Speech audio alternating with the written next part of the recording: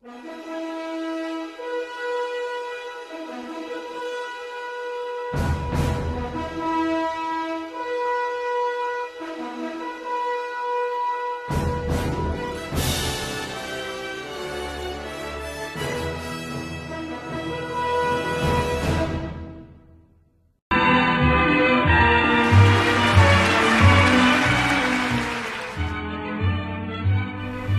goal is to try to make sure your home is a place of peace, order, and tranquility, where your husband can renew himself in body and spirit. Prepare yourself. Take 15 minutes to rest so you'll be refreshed when he arrives. Touch up your makeup. Put something decorative in your hair, like a ribbon or a flower. Be happy to see him. Greet him with a warm smile and show sincerity in your desire to please him. Speak in a low, soothing, and pleasant voice. Make the evening his. Never complain if he comes home late or goes out to dinner without you. Instead, try to understand his world of strain and pressure and his need to relax. Don't ask questions about his actions or question his judgment or integrity. Remember, he is the master of the house, and as such will always exercise his will with fairness and truthfulness. You have no right to question him. Listen to him. You may have a dozen important things to tell him, but the moment of his arrival is not the time. Let him talk first. Remember, his topics of conversation are more important than yours. Remember, a good wife always knows her place.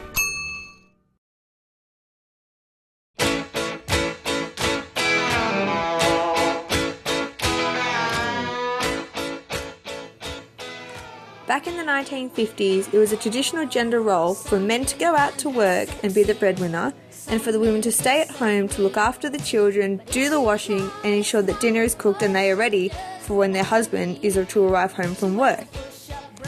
In this day and age, there are more women moving into the labour force to partake in paid work, but there is still a large inequality gap between men and women in high managerial positions.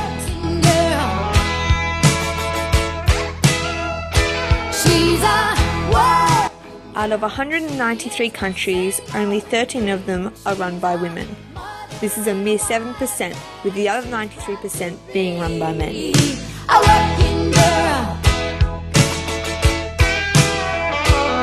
Some find her too aggressive. This is Sheryl Sandberg. She's the COO of Facebook, Chief Operating Officer of Facebook. And she tells a story, again at TED Women Conference, about how she and a friend of hers and her brother were all taking a philosophy course. And the two women studied like mad. They read all the books, they went to all the classes, and the brother, meanwhile, he was busy doing other things. He read one of the books. He attended half the classes. And then the night before the exam, he went to the young women's room to get tutored. How many of you are students? Any students? Okay, so you know all about this, right? The night before the exam, you cram everything in. You try to learn everything in one night. That's what happened. And we walk out and we look at each other and we say, "How'd you do?" And Carrie says, "Boy, I feel like I didn't really draw out the main point on the Hegelian dialectic." And I say, "God, I really wish I had really connected John Locke's theory of property, the philosophers that follow." And my brother says, "I got the top grade in the class." You got the top grade in the class? You don't know anything. The problem with these stories is that they show what the data shows. Women systematically underestimate their own abilities. If you test men and women and you ask them questions on totally objective criteria like GPAs, men get it wrong slightly high and women get it wrong slightly low. Women do not negotiate for themselves in the workforce. A study in the last 2 years of people entering the workforce out of college showed that 57% of boys entering, or men I guess, are negotiating their first salary, and only 7% of women. And most importantly, men attribute their success to themselves and women attribute it to other external factors. If you ask men why they did a good job, they'll say, I'm awesome. If you ask, obviously, why are you even asking? If you ask women why they did a good job, what they'll say is someone helped them, they got lucky, they worked really hard. When talking about sex, we are talking about the biological difference between men and women. But when talking about gender, we are actually talking about the socially constructed roles that are given to men and women in our world. These roles are often taught to children at a young age by their parents, schools, and the way that people act in public situations. Kennedy is one of these women. 5 o'clock in the factory is not day's end for her. It is merely the moment that divides her business hours from her personal hours. Putting away her tools and tidying up her bench is the act that separates the two lives of Hazel Kennedy. The Kennedy's work is not over. Feminism is not about man-hating, bra-burning lesbians who want to get ahead in life. These people are just extremists. Feminism is really about women and men fighting together to achieve equality in which women and men contribute to both work and home in an even and meaningful way. Personal and household responsibilities. Before the 1970s, there was very little in-depth research into women and work. But with the feminist movement happening in the 1970s, there was a demand for women's home and work life experiences to be documented. Once more, Hazel starts her 8-hour factory routine. Although times are changing and men are moving more into doing housework and becoming stay-at-home dads, there is still a large percentage of men who believe that it is not their responsibility to participate in home duties. For work requiring such fine skills, an increasing number of firms are finding... Traditionally in the past, women were to stay at home and make house. Nowadays, with more women moving into paid work, they are required to go out and work and then come home and look after the children and the house, while all the man has to do is to go to work and then come home. This in turn puts large stress on women because she is doing 2 jobs, one paid and one unpaid. In 1978, 41.7% of married women participated in the labour force.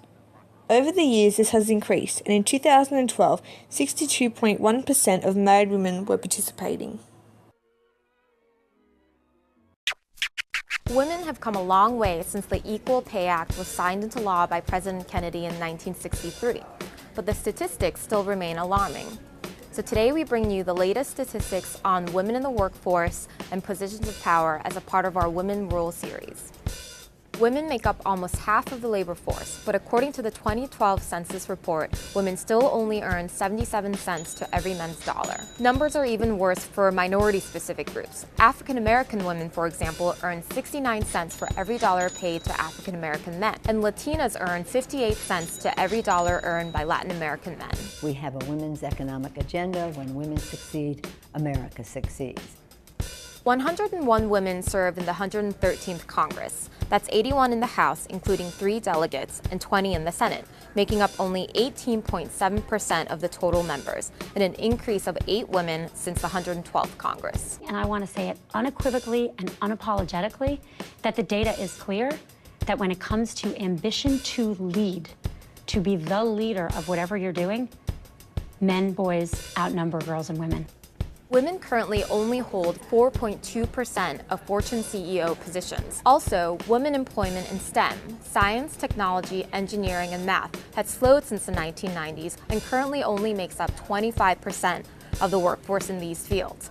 These fields are both high paid and one of the most fastest growing. How do we design businesses and design our world where it works for us, as opposed to us fitting into a place where it's why we still struggle with childcare and all those things, because we're still trying to fit it in to a world that we did not design. Working night